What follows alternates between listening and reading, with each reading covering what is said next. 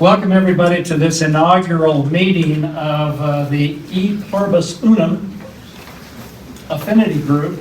My name is Bentley Rayburn. I'm a member of the class of 1975 and a co-chair of the EPU Affinity Group. The other co-chair is my good friend Charlie Baldwin, a Major General retired and chaplain.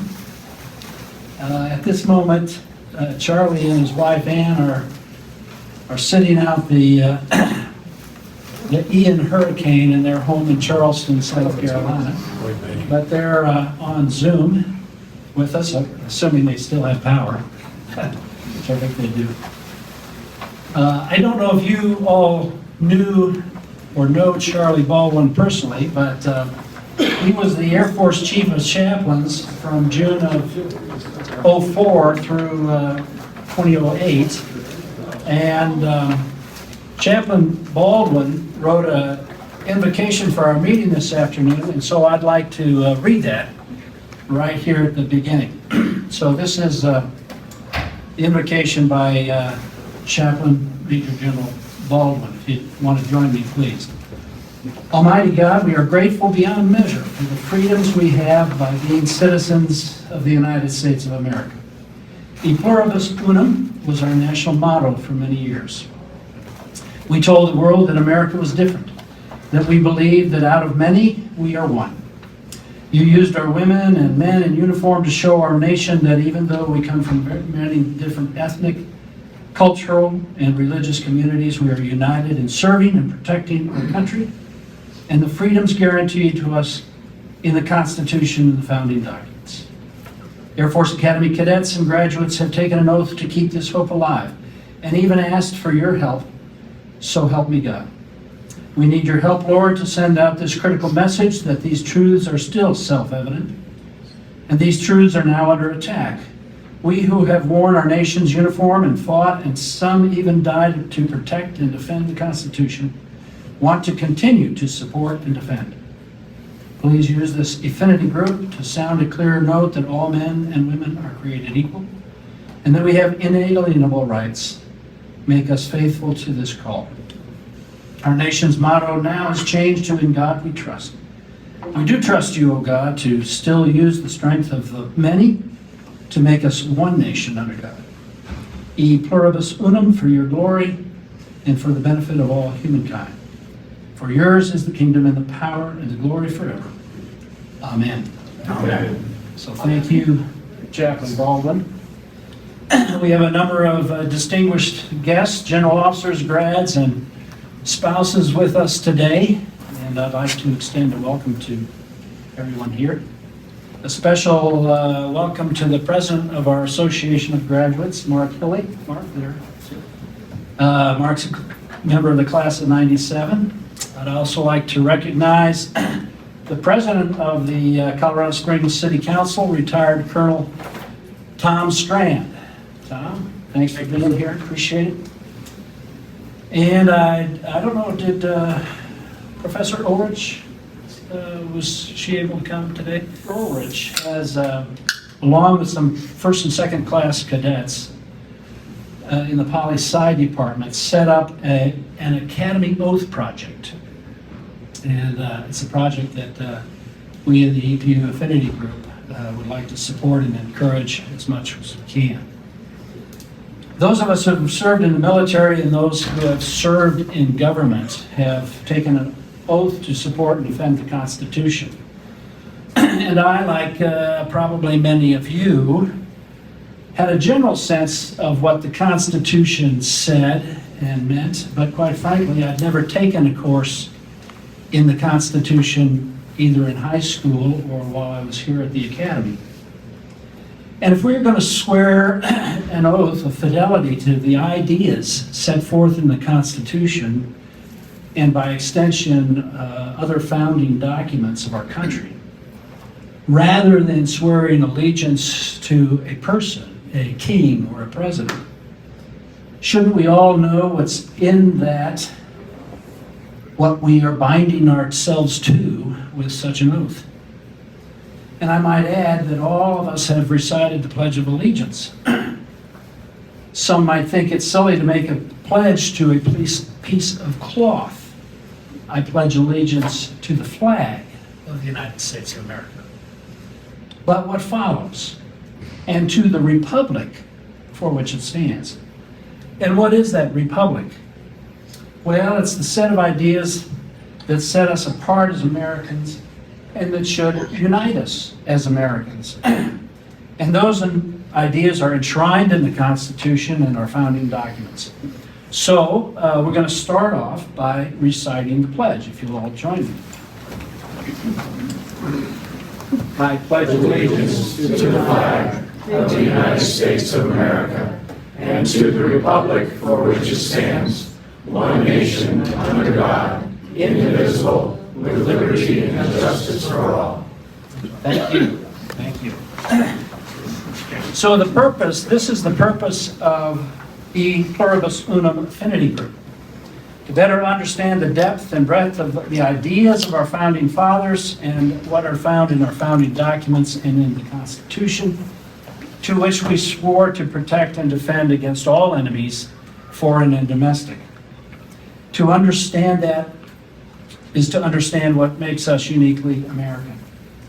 And in doing so, over time, we'll look at some of the issues that we wrestle with in the public square and examine them against the principles that make us Americans. Our first speaker today, we're going to have three speakers, and I should mention, around 5 o'clock, and Dr. Dunn may still be speaking, they're going to bring in food for us. And I'd like you to all stay after the presentations are done, enjoy the hors d'oeuvres. There'll be drinks down in the tavern and also here, so just a good time to socialize and just talk about what we've been able to discuss here today. And to engage our speakers. Hopefully most of them will be able to stay, but I know some of them have scheduling challenges. Our first speaker is Mr. Mike Holler. Mike and I have been friends for many years, and I was pleased that he would be able to come today. Mike is the author of a book entitled The Constitution Made Easy. He's a graduate of the Master's College in Biola, and he is trained in literary interpretation and translation. In Constitution Made Easy, Mike has given us a useful resource as he puts the original words of the Constitution on one page, juxtaposed on the facing page, with the words in 21st century English. While Mike has traveled extensively across the country teaching patriots the meaning of the Constitution, there's no way we can cover the Constitution in a few minutes, so I asked Mike to just whet your appetite as we will have him back live or on our podcast to help us dig into the details that we can't get into today. I also might mention that Mike is an inventor and has invented one of the most fascinating guns to be used in self-home defense. And if you're interested in that kind of thing, I think you'll enjoy talking to Mike after his presentation. Mr. Mike Holler. So I appreciate everything that Bentley had to say and for his effort to put you all together and the committee that is doing this, because we have to fight every battle on every front all the time. And today what I'm planning to do is go through the Constitution, and for that you need a book. And I have one for almost everybody. I had one for everybody. When there was a small crowd, I only brought in half my books. Then I parked 100 yards that way. So if everybody would at least get one per couple, then when at the break, I'll go out and get another box, and everybody will have one. So I'd like to do this. The box just has, so pass out as many as we can. The box just has a copy of the book and a couple of markers and some Post-it notes. Because the way I get into a book, it matters to me, is I mark it up. See, to me, that's what makes it valuable. Somebody debated the value of a red letter edition of the King James Bible. And I said, well, every Bible should be read.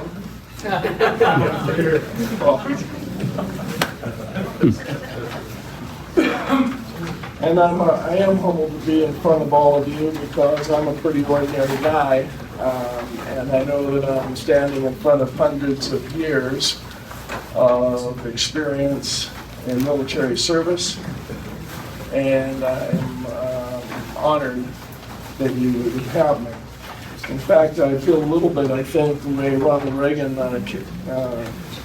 captured it when he was standing before a dinner honoring 49 Nobel Prize winners. And he said, I think this is the most extraordinary collection of talent, of human knowledge that has ever been gathered at the White House, with the possible exception of when Thomas Jefferson dined alone. There's a lot more to that. So the first thing, is the microphone a little too far? Yeah, there you go. Oh, you ate it? They say eat the microphone, and I was counting on this one. There you go. All right. So the first, does everybody have one constitution they can at least look at? There's a few more back there. If we bring them up here and get them. And I just punked out. I didn't even bring up half the books, and now I'm in the toolies. But everybody will have one before they leave. I hope you'll like it. And it is just what Bentley said, the modern English, the original on every left-hand page, modern English on the right. We did not alter or change a single word of the original. When I was in college, one of the classes I took was in Shakespeare. And I cheated not just with Cliff Notes, but with a book called Shakespeare Made Easy. And so when many years out of my adult life doing other things, and I thought, I've given away a lot of those pocket constitutions. How many of you have one of those? How many of you read it through recently? Yeah, not very many. So you see, you get to letters of marque and reprisal and bills of attainder and all that stuff, and that's really what people just get bogged down.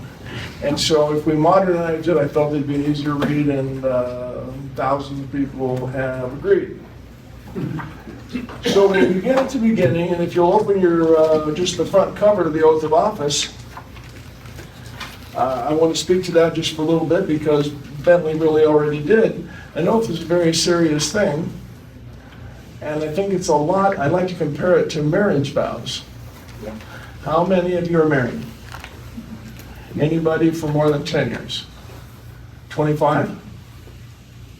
50? All right, let's give that a hand. I don't have time to ask you all, but I'll just Kevin? Can, yes. Was it easy? Not always. He's got to be careful, doesn't he, right? So, the way I look at it is that I took an oath when my wife and I got married, and we're coming up on 40 years. And we say we're going for the goal. That's our motto, that we want to not just make 50 years, but we want to have a gold relationship. There were some patches, and I'll tell you some personal stuff tonight. 15 years ago, our oldest daughter died. We went through deep water.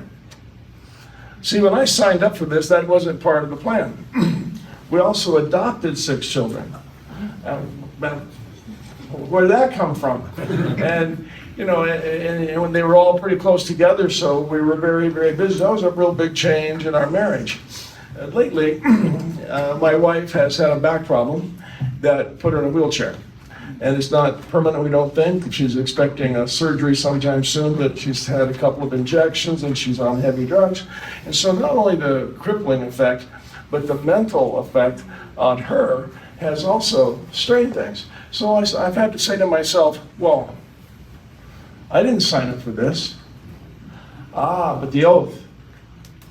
You see, the circumstances changed, my knowledge of who I married changed, all those kinds of things changed, but the oath remained constant. So that's what I'm going to bear down on you with today, that as your knowledge of the Constitution changes, as your knowledge of current events change, the Constitution is our rock, and it doesn't change, and we got to refer to it often.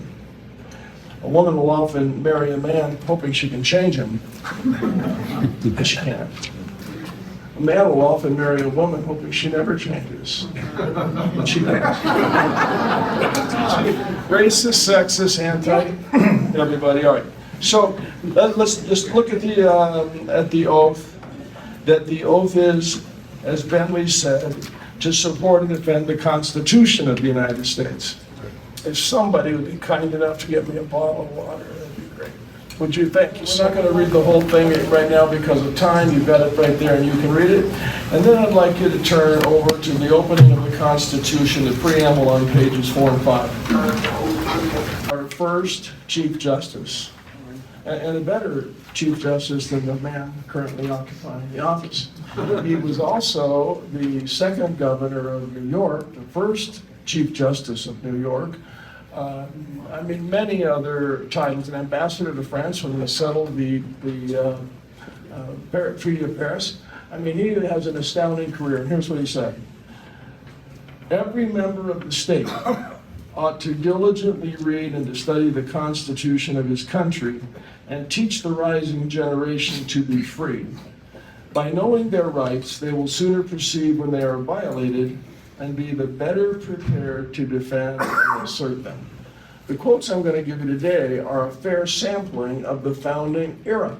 People sometimes say, well, Mike, you pulled those 3 quotes out to make these people look like they were extremists, like they mistrusted government, like they wanted government to be bound or limited by some governing document. And I say, yeah, that's exactly how it felt. And that was absolutely their original intention.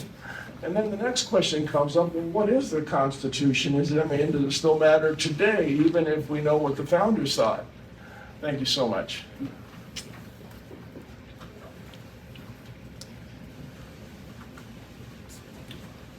Behind you. I think that's the spot.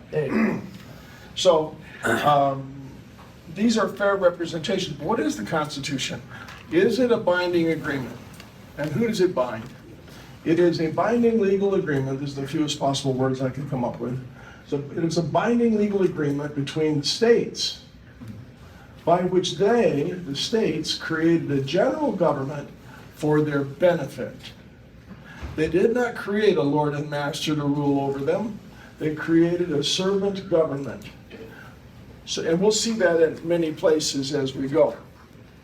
So we, the people of the United States, not we, the government, in order to form a more perfect union, establish justice, ensure domestic tranquility, provide for the common defense, and here's the big one, promote the general welfare. We're going to spend time on that because the general welfare is mentioned again in Article 1, Section 8, and we know what it is.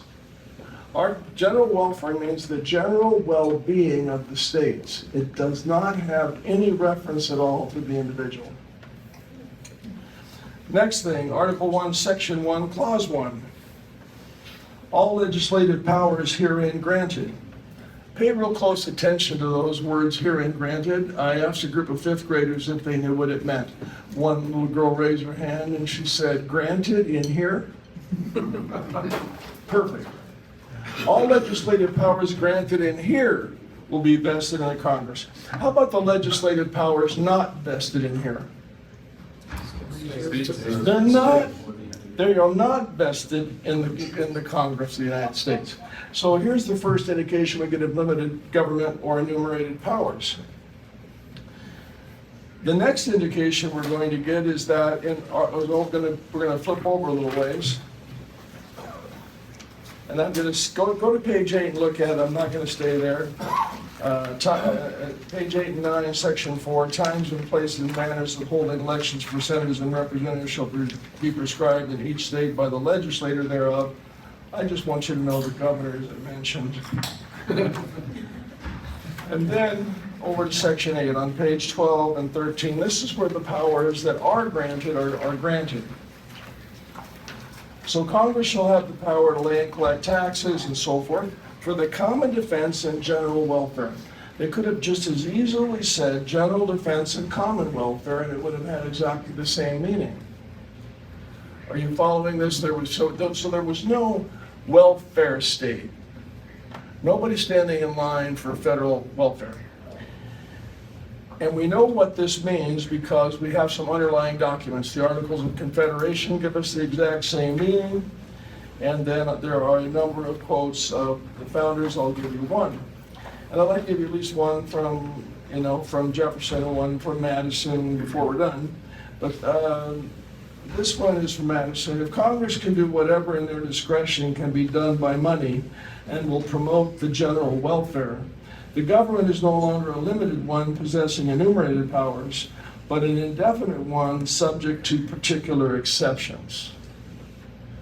Big difference there whether we have limited powers or a plurality of powers, but just a few places that we can't go. That is not their intention always to bind them. And there's much more to go. And I want you to know there's an invitation in your packet that I'll be speaking again in 3 weeks at Fervent Church. 3 weeks from tonight, 6 to 8 p.m. And I will spend 2 hours on this with you.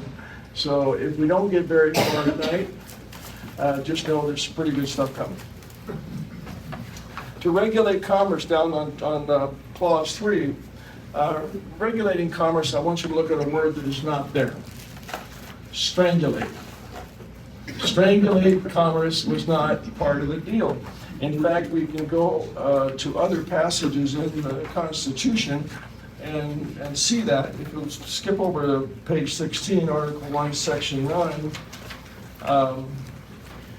there's in Clause 6, you can find that by going down the Modern English on the right, and I'll just read that one.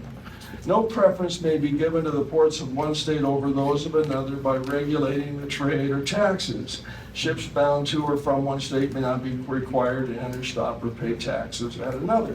I'm falling asleep now, and I suppose you are, but the point is that the meaning of regulate trade meant to make it regular and to keep states from gouging each other for the use of their ports or the use of their river. It did not, it's all it meant, for the general benefit of the United States. How many minutes have I got? A couple. Okay. Let's go to page 17, 16, 17. And the language in the old text says, the migration or importation of such persons as any states now existing shall think proper to it, blah, blah, blah. What are they talking about? What page? 16, 17. Section 9. Who were they importing? Slaves. And the founders wrote into the Constitution that this, and that as that paragraph continues, it may not be prohibited prior to the year 1808, blah, blah. Here's something your liberal friends don't know. It was prohibited on January 1st, 1808, and signed into law by President Thomas Jefferson. How do the liberals like those apples? I guess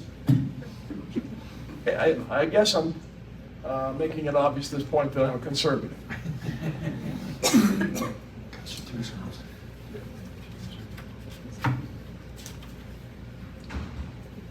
We're going to skip a lot. Article 2 is about the election of the president. And one of the things I've done in my book is Article 2 got amended a lot. It got amended by the 12th Amendment, the 20th Amendment, 25th Amendment. And so if you don't have my easy version, you have to put your finger here and go to this amendment, then put your finger there and go to that amendment to try to get a sense of what the whole thing means. So I put the amended language in on the right-hand side. I didn't touch the left-hand side. Fair enough? All right, so we got Article 2 concerns the president, and I'm going to skip them. I just want you to know 1, 2, 3 about the Constitution. Congress, the president, the court. I mean, I traveled extensively and talked to hundreds of lawmakers. And I would always ask them if I could ask them a constitutional question. And they'd smile, be happy, and they'd go, well, sure.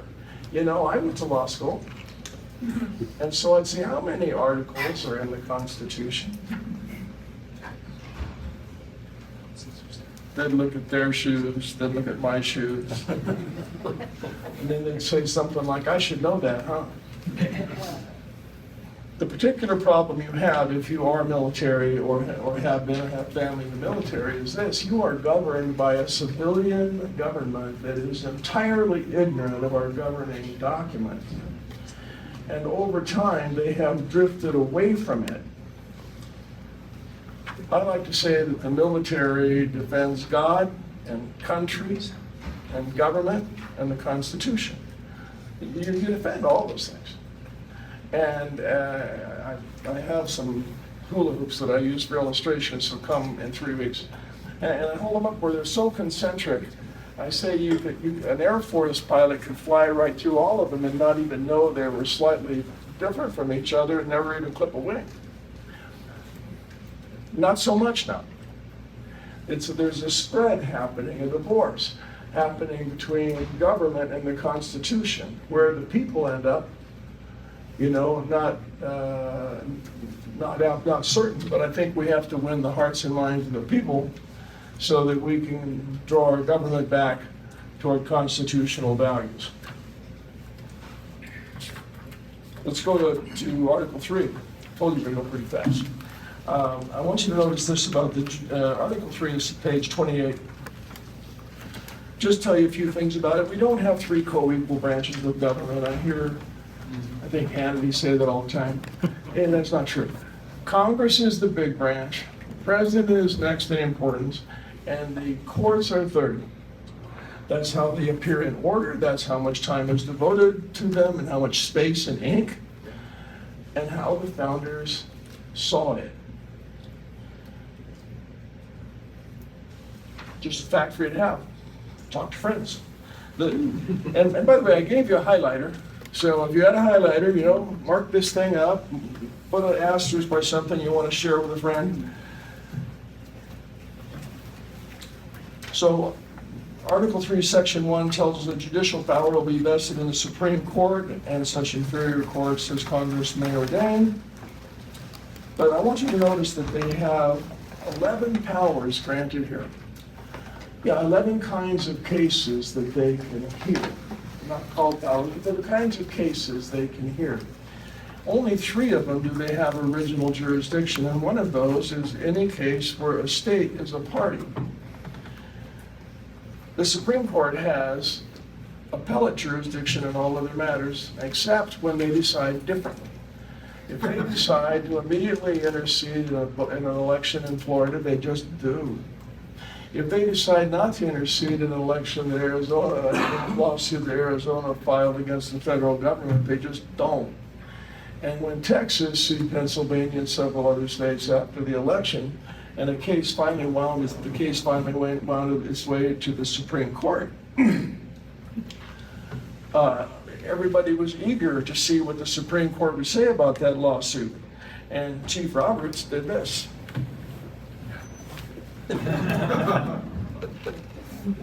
Or kicked the can. He said that Texas had no standing. I want you to notice of the 3 kinds of cases that the Supreme Court is supposed to hear, they have original jurisdiction in cases where a state shall be a party. This is a simple statement. It's meaningful if you want it to have meaning, and it's not if you don't. And I talked a couple times with Ken Paxton, who was the Attorney General of Texas, who filed the suit. He called me the day after, and our jaws were just on the floor. And we read Justice Thomas's dissent. He said the court's decision today to not hear this case is inexplicable. Moving on to Article 4. Just note that this is called the full faith and credit section. Full faith and credit has to do with each state recognizing the acts of other states. We're going fast. Article 5 on page 32. This is about how to amend the Constitution. How many votes does it take in Congress to amend the Constitution? 2/3. 2/3. Okay, they can propose amendment. What do I gotta do to just get it passed? How many of them? 3/4. Takes the state. Okay, somebody's got this. You see, if 435 members of the House vote to amend the Constitution, 100 senators agree, and the president puts a stamp on it, and all 9 Supreme Court justices stand up and say, yeah, it's not amended. No, right. It's amended when 3/4 of the states who wrote and ratified and agreed to the Constitution. It's their Constitution. They get to be the ones who decide whether to amend it. I'd like you to leave knowing that today. Next big one is going to be on page 34, Article 6. This one is so important, and I think I'll close with it. Starting with Article 6, Section 2. And I've got the easy version across the page, and I like it a lot. I hope you like it. But this is in the Queen's English, and it's still perfectly understandable. This Constitution and the laws of the United States, which shall be made in pursuance thereof. Pursuance is a very important word. We'll come back to it. And all treaties made or which shall be made under the authority of the United States shall be the second or third or fourth most important supreme law of the land. This cannot be stressed enough.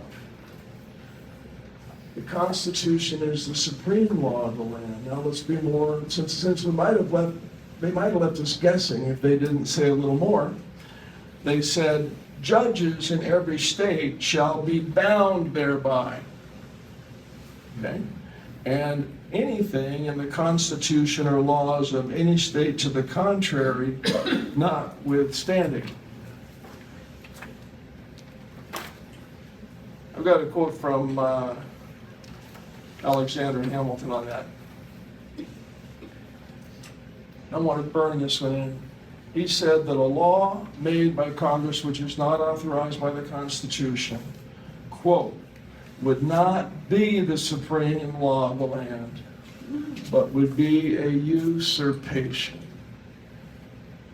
That's from Alexander Hamilton, the singing, dancing star of Broadway.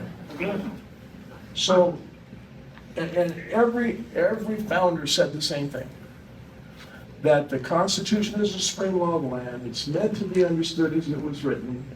It is not fluid and flexible.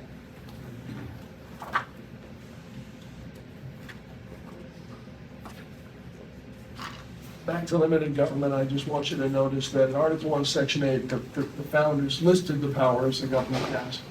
Here's a question for your friend. Why would they list the powers, 25 powers and 17 clauses? Why would, maybe 18 clauses, we'll get to the 18. Why would they do that back when they had to write it by hand? Why would they do that if they meant to say, hey, Congress can write any law they can get away with? Congress can write any law the people make it. Congress has all legislative power whatsoever, not all legislative power here. See, they would not have written it out. They would not have said herein vested. They would have said, hey, let's make it easy. Congress makes the laws. That's the way it is today. And it is our founders' nightmare. I have been saying at least since 92. Since 88, that the government we have in Washington, D.C. today is the government our founders feared and wrote the Constitution to prevent. Now, having said all that, I want to multiply my effort. I paid to be here today, and I want about a 1,000 time return on my investment. And I'll get it if you will read the Constitution and teach the rising generation to be free. Teach your own generation, teach your children, teach your children's friends these fundamental precepts in the Constitution that we're supposed to have limited government and practically limitless freedom. This is not just supposed to be the land of the free and the home of the brave. It's supposed to be the land of opportunity. And that opportunity gets crushed by an overbearing government. The government we have right now is moving steadily away from the will of the people, moving steadily away from being good masters of the military. They're moving steadily away from the Constitution.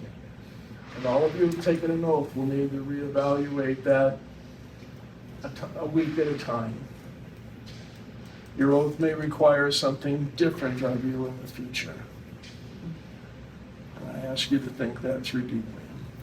I was honored to be here. I thank you all very much for your kind attention. Our next speaker is Mr. Derek Wilburn. Derek, too, is a wonderful friend and a real leader in our community. He's earned a bachelor's degree of a science degree in marketing and economics, as well as a master's of business administration from the University of San Francisco. He's taught business at the undergrad level and is the executive director of Rocky Mountain Black Conservatives. Through his Capital Interns program, Derek and his team have been very successful in getting sharp, young, ethnic minority college students into internships on Capitol Hill. Derek is a published author and speaks at conferences, conventions, rallies, universities, and events across America. Derek.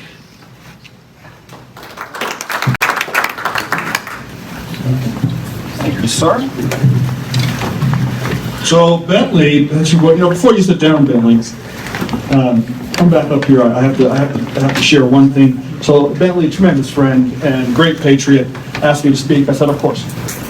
The guy comes here this afternoon. He's wearing black loafers, black socks, navy blue slacks, a powder blue button-down shirt, and a print tan jacket. He looks like a fool in that outfit. Go out in public dressed like that. I just explained to him what the uniform for retired general officers is.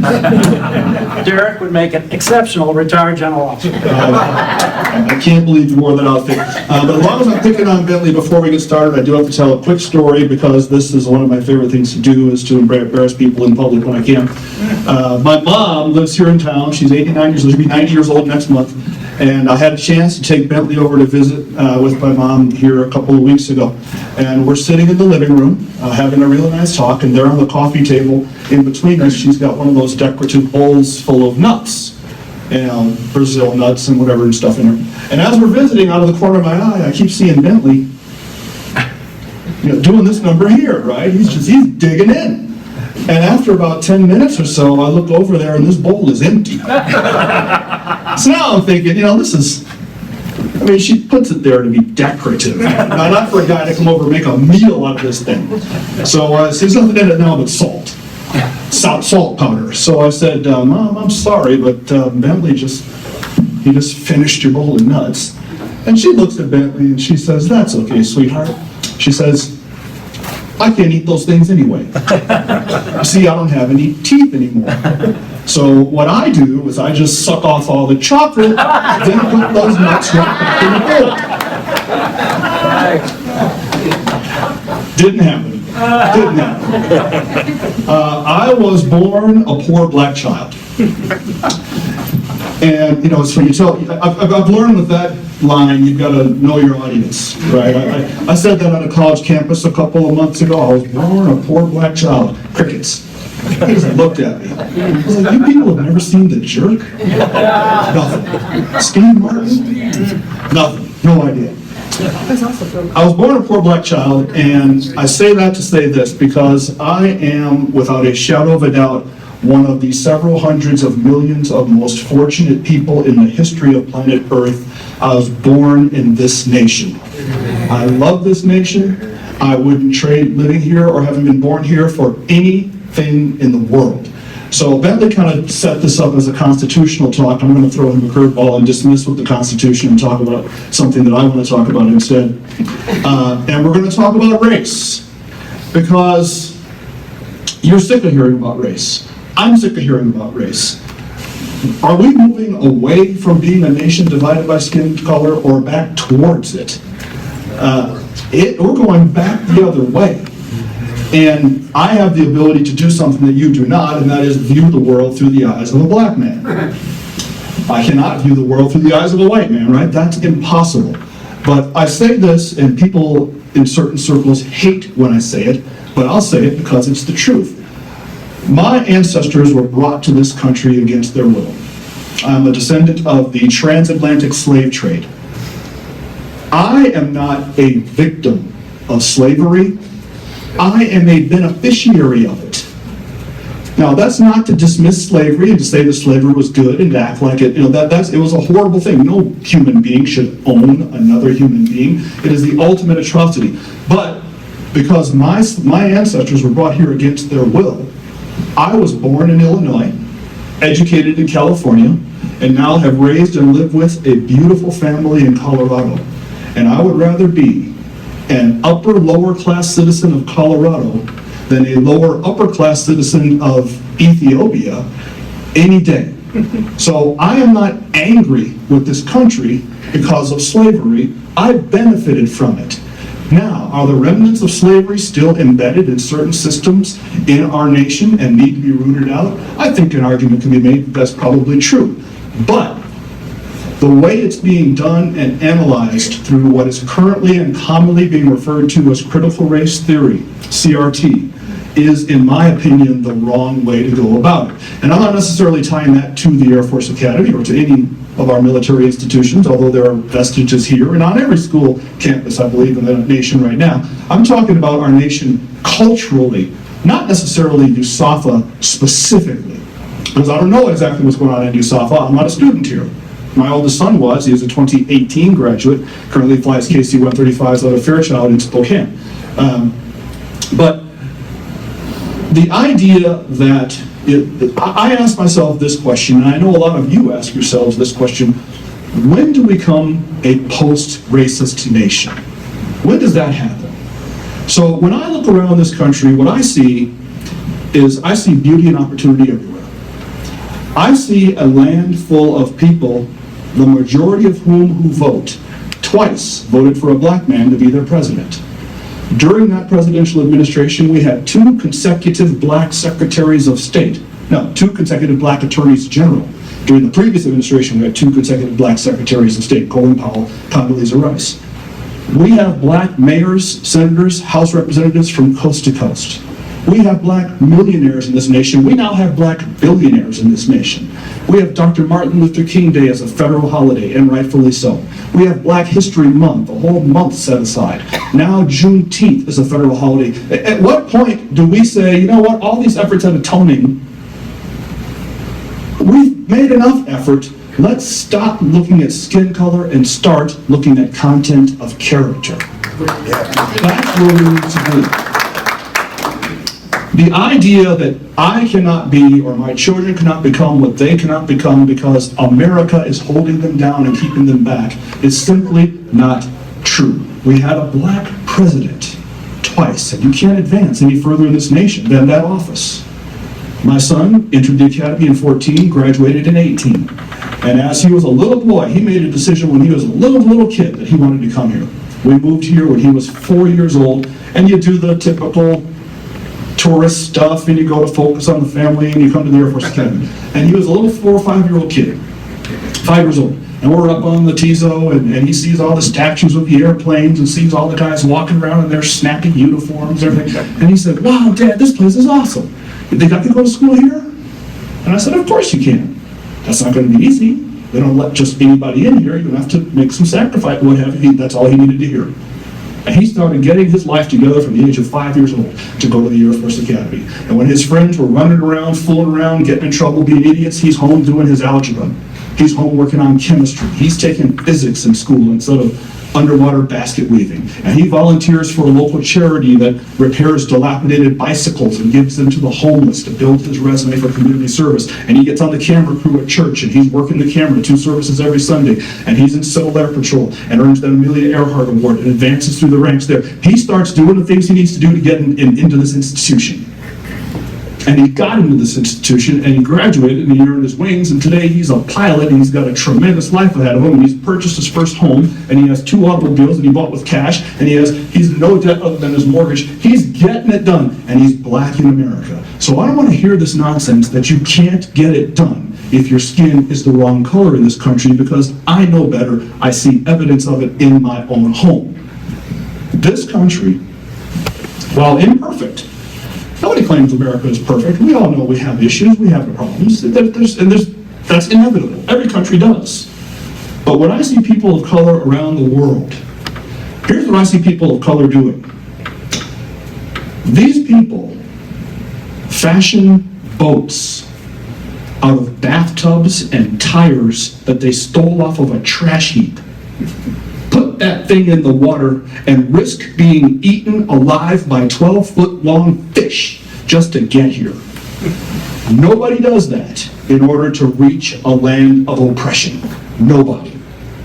But what we're seeing pop up in our academic circles now, and increasingly in our political circles now, and potentially in our military circles, because there's always a connection between politics and the military, is the promotion of an ideology that says we have a segmented society.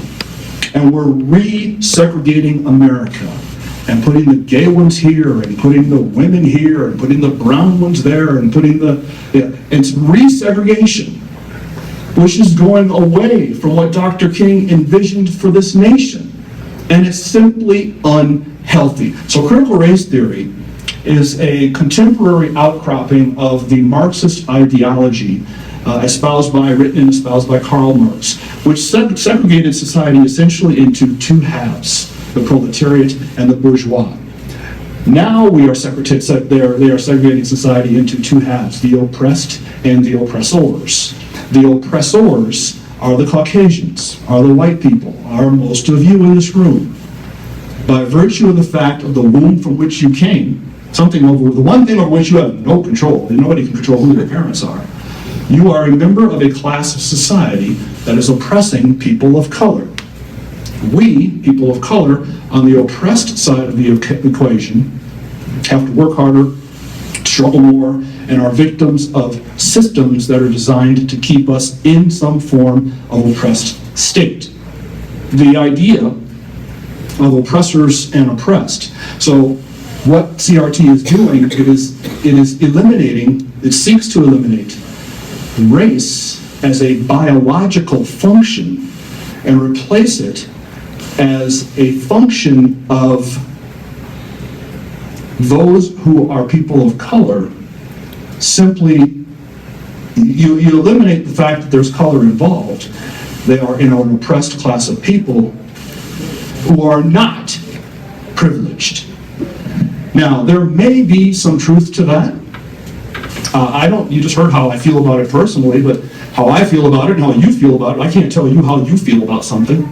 But the replacement of race as a biological function, and instead being a function of am I oppressed or am I not, is inherently dangerous.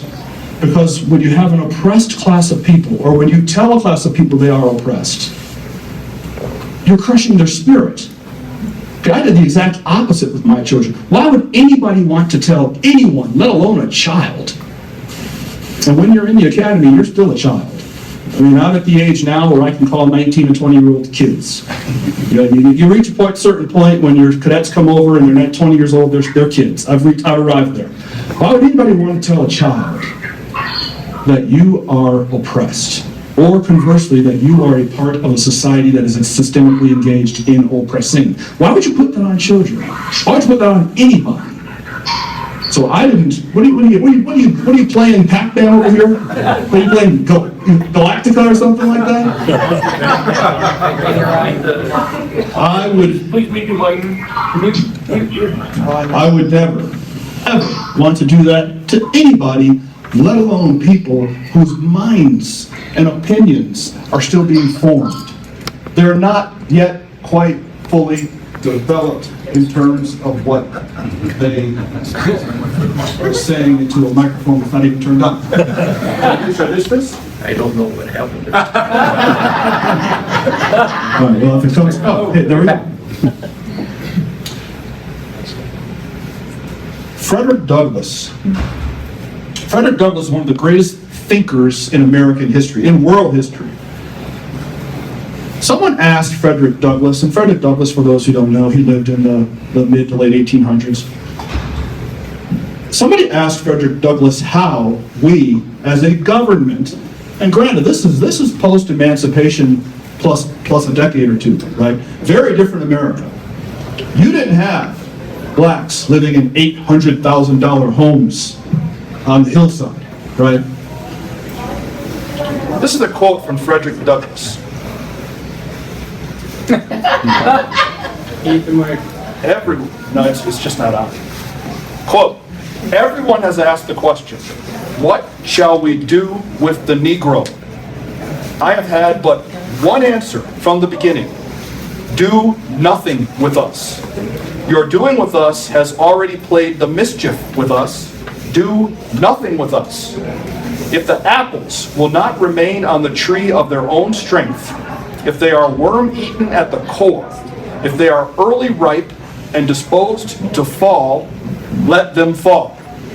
I am not for tying or fastening them on the tree in any way except by nature's plan. And if they will not stay there, let them fall. And if the Negro cannot stand on his own legs, let him fall also. All I ask is give him a chance to stand on his own legs, but let him alone. Close quote. It's very powerful. How far have we come from that to this? Now, I'm not saying that diversity is a bad thing. Diversity is not a bad thing. We need diversity. Diversity is a good thing. But when we move in the direction of resegregation, we're not diversifying. We're doing the exact opposite. So a recent lawsuit, last 10 years or so, I think this was during the Bush administration, at the University of Michigan, which the University of Michigan lost concerning their entrance requirements. And I may have the exact details off by a tick or two, but basically the University of Michigan had a 300-point must entrance requirement. So you had to earn at least 300 points. Your SAT scores are worth 25, your ACT scores are worth 50, your high school transcripts, blah, blah, blah, blah, blah. And you have to get up to 300 points to be considered for admission. And they said, if you're an ethnic minority, if you have black or brown skin, that's worth 50 right there. Right? So the blacks and the Hispanics really only need 250, whereas everybody else needs 300. And that was found to be discriminatory, and that is discriminatory. And that is the opposite of what Frederick Douglass said that we should be doing. The opposite. We need to be culturally sensitive. We need to provide those who need a hand up, a hand up. We as a culture should have a safety net for those who fall. The problem becomes when the safety net becomes a hammock. The problem becomes when the rope up becomes a ladder to nowhere. That's black and white. Minute or two? Okay. Male and female, which anymore is getting to be controversial, and just to say that all by itself. Remarkable. Remarkable. 150 years from now, they'll be able to dig your bones up and find out which you were. DNA tells all. Men and women, and this is directly applicable to the military, men and women are equal, yes, but we are not equivalent. That's right. And we're losing sight of that fact. Men and women are equal but not equivalent. We men, we have about 9 pints of blood in our bodies. You women, you have only about 6. We typically have more skeletal musculature, so on and so forth. So there's a reason that the PT requirement for men is 13 chin-ups, but for women it's to maintain a 20-second flexed arm hang. There's a reason for that, because we're equal but not equivalent. And the idea of segregating our society in one area and losing that segregation in the other is what's happening. So we're losing segregation amongst the genders, saying men and women are the same, put them all in there. Well, having women in certain combat positions is simply not good for our military. And people hate to hear that in certain circles, but it's a matter of fact. Having women engaged in frontline, hand-to-hand combat is not promoting the mission of victory in battle, because we're not equivalent.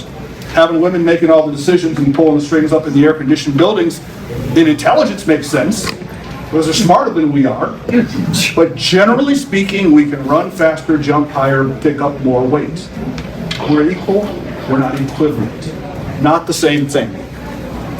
So Mike was good enough to give a plug for his next appearance, so I'll do the same thing. I'll have a lot more time to expand on this on November 9th, which I believe is a Wednesday evening. I am going to be speaking at Church for All Nations here in Colorado Springs, and on that night I'm going to unpack all of this in a presentation that I call CRT, Christian Race Theory. I have Christian race theory, which starts in about the 1300s. And I bring it from there right through to today. Because everything we see revealed in Scripture, when Scripture was written over 2,000 years ago, in some cases a lot longer ago than that, is directly applicable to what we see happening in our nation and in our military if you know where to look. So I believe it's at 7 o'clock, November 9th, Church for All Nations. If you liked this tease, you're going to get the full Monty that night. Thank you, Bentley, for inviting me. Our third speaker is also a good friend of mine, so you're probably picking up on the selection criteria this afternoon. Dr. Joshua Dunn. Dr. Dunn is professor and chair of the Department of Political Science and the director of the Center for the Study of Government and the Individual at the University of Colorado, Colorado Springs. His research and commentary have been featured in outlets such as the New York Times, Wall Street Journal, Washington Post, and Los Angeles Times. Previously, he's taught at the College of William and Mary and was a fellow in the Contemporary History, Public Policy, and American Politics at the Miller Center of Public Policy or Public Affairs in Charlottesville, Virginia. Dr. Dunn.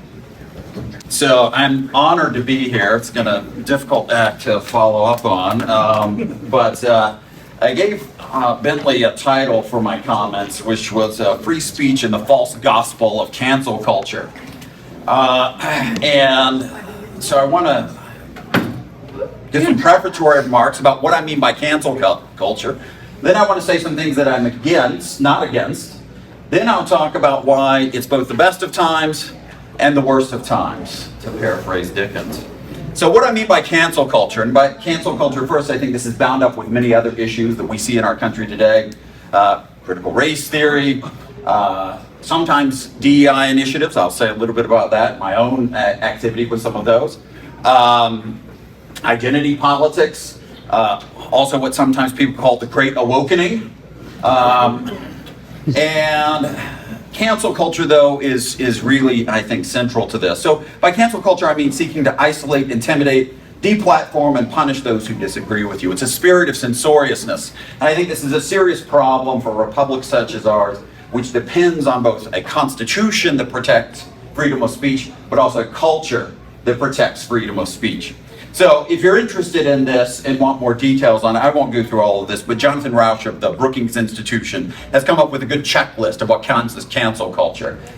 Because sometimes people say, oh, you just don't like it, then I'm criticizing you. So no, you can actually distinguish between someone just criticizing you and trying to engage in good faith debate and disagreement with you and trying to cancel you. So things like putativeness, deplatforming, moral grandstanding, other boycotts that would be implemented. I think we see this significantly today. I can point you to lots of examples of cancel culture in our society. Unfortunately, part of the problem with cancel culture is that the effects of it are much more widespread than just the individual cases of someone being canceled. That's the point of it. Because someone gets canceled, that means who knows how many other people are then silenced. So it forces a kind of self-censorship on broader society. But now I do want to say a little bit about what I'm not opposed to. One thing I'm not opposed to is some diversity initiatives. At UCCS, I've been engaged in some of those. I tried to help the campus when I thought it was appropriate to engage in some of these initiatives. As previous speaker said, Derek said, that diversity is important. I do think it matters, and lots of kinds of diversity matters. So I'm not against that. I'm also not against teaching the 1619 Project. Not against teaching the 1619 Project. Now, do have to say that America is not perfect. There's no doubt about that. But it is a great country. It's a good country. And again, people don't risk their lives to come to a country where there are going to be racial minorities, ethnic minorities, religious minorities, because they're signing up to be oppressed. One way to think about this is that no one's building those kinds of boats in Key West, right, and trying to flee to the workers' paradise of Cuba. Right? But nevertheless, I think it's fair to emphasize America's flaws. However, give you an example of the 1619 Project. I lead a program in the Center for the Study of Government and the Individual at UCCS of honor scholars. And so every semester, the students have to participate in a reading group. So last year, in the fall semester, guess what we read? The 1619 Project. 1619 project. But then we also read critiques of the 1619 project, and I think that's what's different and what is missing too often on today's campuses. So, for instance, we read some critiques from a guy named Phil Magnus, excellent, great scholar. If you really are looking for a really comprehensive and helpful critique of the 1619 project, you could do worse than Phil Magnus. But then we also read essays from the World Socialist website that were critical of the 1619 project. Some of the best critiques of the 1619 project you can find are on the World Socialist website. So what I was trying to do was model a spirit of open inquiry with my students. And many of the essays in the 1619 project are not problematic, but some clearly are. Nicole Hannah-Jones's essay is problematic. She made claims that were just historically false. There was another essay by a sociologist at Princeton named Matthew Desmond that relied on something called the New History of Capitalism, which is essentially just based on flawed methodology and misunderstanding of basic accounting methods. And again, I won't read about this, but I'll just give one quote from Phil Magnus, but you can go look him up on this. He said, talking about the key book that undergirds the New History of Capitalism, he said, his name is Edward Baptist, The Half Has Never Been Told, that's the primary book. He said, Baptist's book is an unscholarly mess of misinterpreted data, misrepresented sources, and empirical incompetence. But other than that, it's great. And this is, by the way, this is not an ideological opinion. There are people across the ideological spectrum in the academy who agree with that statement. On the World Socialist website, for instance, one of the interviews was with an economic historian named James Oakes, who criticized the 1619 project for vastly exaggerating the importance of slavery in creating wealth in America. And they just rejected what economic historians have known for really 2 centuries now. But here's how he described what slavery actually did to the South. He said, slavery made the slaveholders rich, but it made the South poor. That position is rejected by the 1619 project, and it's a position that I think is just empirically proven false by economists and economic historians. What else do I not object to? Teaching critical race theory. I, in fact, have taught critical race theory for years. Taught it for years. You'll notice I use the word teach, though, not preach. Not preach. I want my students to understand this. It's been around for a while. There are important scholars who have subscribed to it. I don't personally. I think there's some interesting insights. Derek Bell was one of the founders of critical race theory. Taught at Harvard. Taught President Obama there. Interesting scholar. I want my students to be aware of them, but I also want them to know what the criticisms of critical race theory are as well. But too often today, what we see, particularly in higher education, is that things like critical race theory have become unquestioned dogma, serving as an almost substitute religion, which I will say more about in a second. I do think there's a connection between this, though, and something called the implicit bias test. How many of you have heard of this implicit association test? A lot of the diversity training that you will see around the country is going to be based on the implicit bias test. And the idea behind the implicit bias test is that we can create windows into men's souls and see that they're in fact deeply racist, even if they don't behave in a racist way or to their own knowledge think racist thoughts. This has become, again, a source of dogma, but again, among scholars, people who study this, it has been found wanting. The critical implicit bias test is both invalid and unreliable. In order for a test to be valid, it must measure what it's supposed to be measuring. And there seems to be no association or connection between the implicit bias test and actual biased behavior. Also, a test must be reliable. That means that you have to have the same results repeatedly with the same subject. And you can go and take the implicit bias test and get wildly different results every single time you take it, indicating that it's simply an unscientific test. So, I'll quote Edward Mockery, a philosopher of science at the University of Pittsburgh, one of the best philosophy departments in the world. Here's how he summarized it, the implicit bias test. He said, so we have a measure of attitude that is not reliable, does not predict behavior well, may not measure anything causally relevant, and does not give us access to the unconscious causes of human behavior. It would be irresponsible to put much stock in it and to build theoretical castles on such quicksand. So, again, what I'm opposed to is taking these highly contested claims, turning them into an article of faith, forcing students and faculty to confess their belief in this new dogma. I thought that we were beyond loyalty oaths in higher education after the 1950s, but sadly they are starting to reemerge in these areas that I've just described. So now let me talk about why today is the best of times and the worst of times. The worst of times. Just forewarning, it's going to be more on the worst of times. But there is reason for hope. The first and one point that I'm going to make about this being the best of times is that what we're confronting today is not a constitutional problem when it comes to free speech. It's not a constitutional problem. If you look at the Supreme Court, one area of consensus across the justices is a very strong commitment to basic principles of freedom of speech. I don't think there's been a time in our history when there's been a stronger commitment, constitutional commitment to freedom of speech than right now on the Supreme Court. I'm happy to talk about why this is later. I can get into all the details, but there are two core constitutional doctrines regarding freedom of speech that you just see 8 and 9 to nothing opinions where the justices coalesce around them. This is good news. This is good news. And it's something that you can build upon. In particular, I'll say it matters for me as a professor at a public university. I'm very grateful that public universities are bound by the First Amendment. I'll just say that. Private universities are not bound by the First Amendment. Of course, military academies, it's a different set of circumstances as well. But in general, public universities are treated just like any other government. And so that means that we have to protect basic free speech principles on campus. Private institutions, they're just bound by truth in advertising. And often that's not quite terribly strong, their commitment to it. So that's why it's the best of times. That's why it's the best of times. Now why it's the worst of times. Why is this the worst of times for freedom of speech?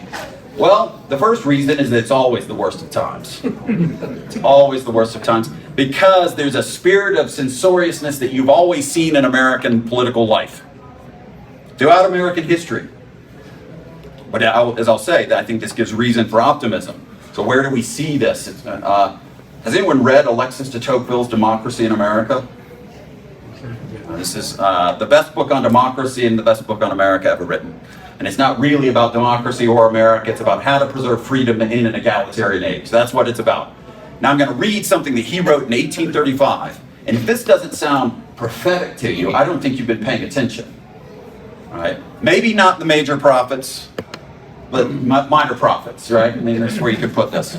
He says, I know of no country where there prevails in general less independence of mind and less true freedom of discussion than in America. In America, the majority draws a formidable ring around thought. Within these limits, the writer is free, but woe to him if he dares go outside of it.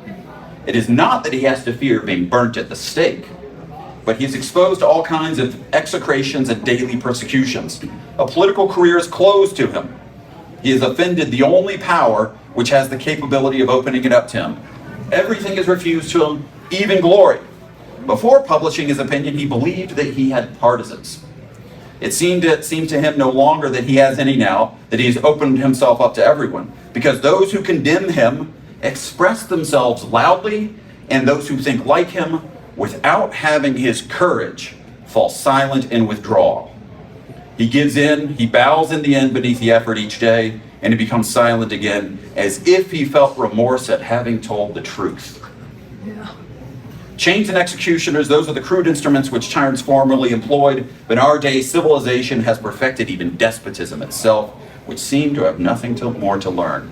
If that doesn't sound like cancel culture to you, again, I would just recommend creating a Twitter account and just picking a random day and see who the enemy of today is and who has to be called out and piled upon on Twitter or whatever social media site it would happen to be. You can only imagine what Tocqueville would think of social media today. I'll come back to that in a second. Second reason it's the worst of times, and this is a spiritual problem. Spiritual problem. It's the outgrowth of, I think, a kind of nihilism in our society. And here I'm just going to quote the great Democratic senator from New York, Daniel Patrick Moynihan, who saw this emerging 60s and 70s, and I think you still see this today. He says, what we are facing is the onset of nihilism in the United States. The three most important points are that nihilists are almost entirely drawn from the educated, even upper classes. They are extremely idealistic, seeing themselves as agents of the purest charity. They are violent in the most extreme ways. Nihilist movements typically have led to political regimes of the most oppressive and reactionary qualities.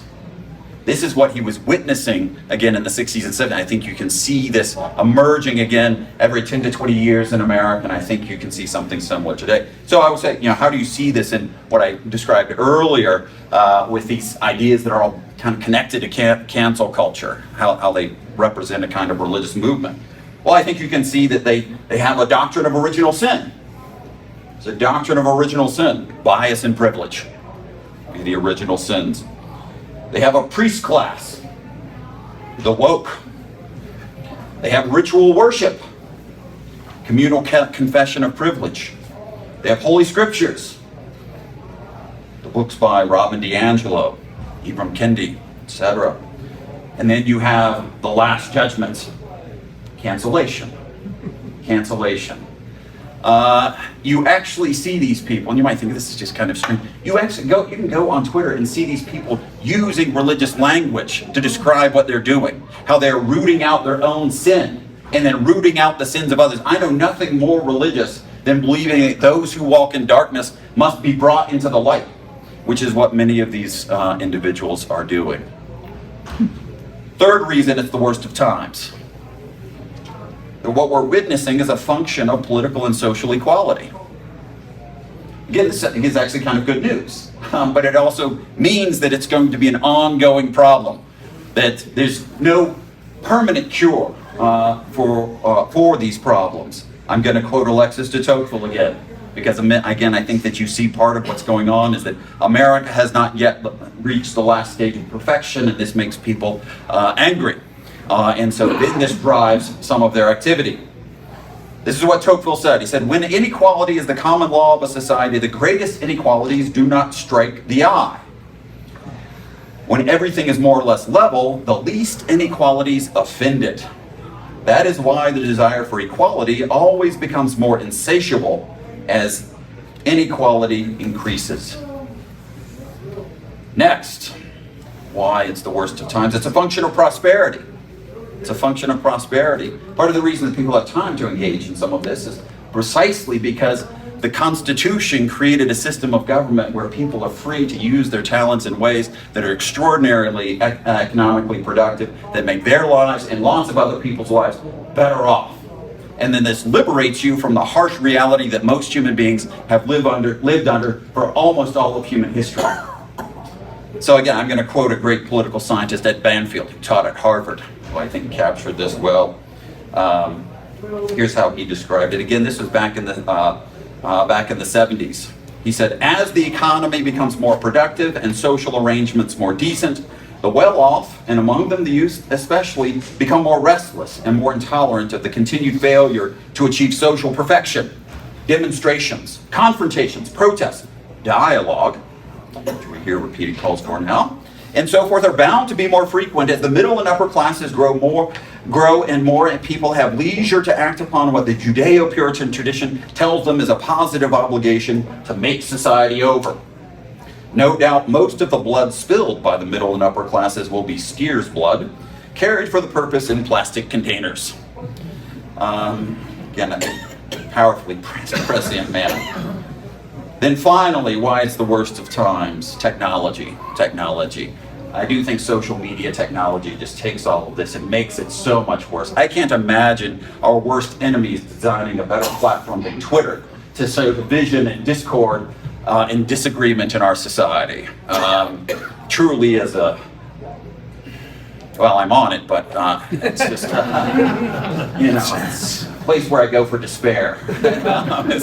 It's difficult to not be sucked into it, but you really, it's almost like you need to take a shower every time after being on it. But this social media, it allows this cancel culture to flourish. It allows the doxing or calling out people, putting their home addresses online, for people to go, after all, we saw this with Supreme Court justices this summer, and then to go through lots of digital purification rituals as well. So those are some of the reasons that it's the worst of times. Now, what can be done? What can be done to resist it? I think there are two things which I think the institution that we're here today at can play a role in. The first is civic education. Civic education. And I would think that an institution like the Air Force Academy, again, I don't know what's going on at USAFA or anything like that, but my understanding, and I've met, of course, many alums and students at USAFA, and my sense was that there's always a goal of instilling a civic education in the students here. And I hope that our service academies will continue to do that. That will act like ballast for our society. It's important. It's important. But then I would also say moral education. Moral education. We need that as well, and I think this institution should try to instill these virtues such as courage and prudence. And if you go back to that quote from Tocqueville, courage can unfortunately be in short supply when confronting some of these illiberal, censorious elements in our society. And so what it's going to take is citizens who are willing to stand up and to fight back. So I'll conclude by saying, though, even though there's a lot of bad news, I wouldn't bet against America. I would not bet against this country. This country has enormous reserves, and we faced extraordinary crises. After all, if you just go back to the 60s and 70s, or think about the 70s, we actually had honest to goodness domestic terrorists bombing like all the time, and people don't realize this, but they're actually bombing all the time. So we were able to come out of some deeply divisive times and still flourish and thrive in a country, and I think that we will do the same moving forward. I'm also going to plug in events, since others are doing this. I do lead this Center for the Study of Government and the Individual at UCCS. There's an event coming up on October 27th. We have a professor from the University of Texas coming, Justin Dyer, and he is going to be speaking on might and right, theology and politics in the making of America. I promise if you're here, you would find this talk interesting. You would enjoy this. It will be, I believe, at 4:30. You can go to csgi.co and click on events, and you'll see it there, and you can register for it. So, Bentley, thank you once again for having me.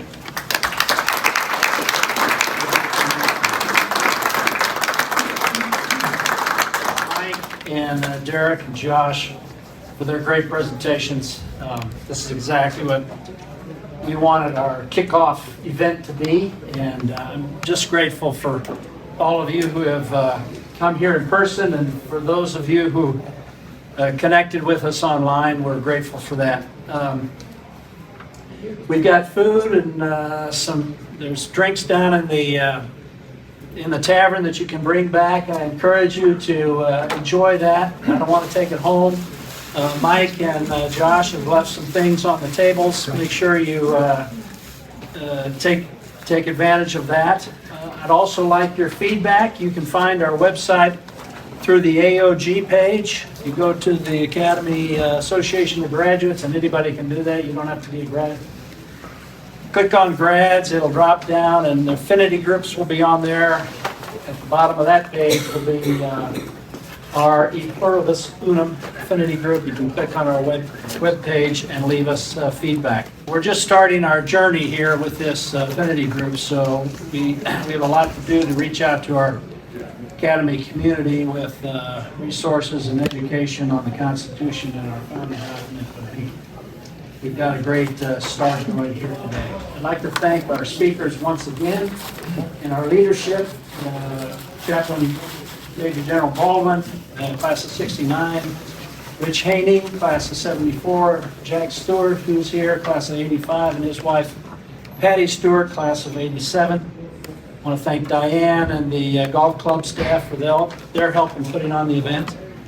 And again, if you didn't happen to sign up, I'd appreciate you letting us know you were here by signing the register in the back of the room so that we can keep you in the loop of what's going on.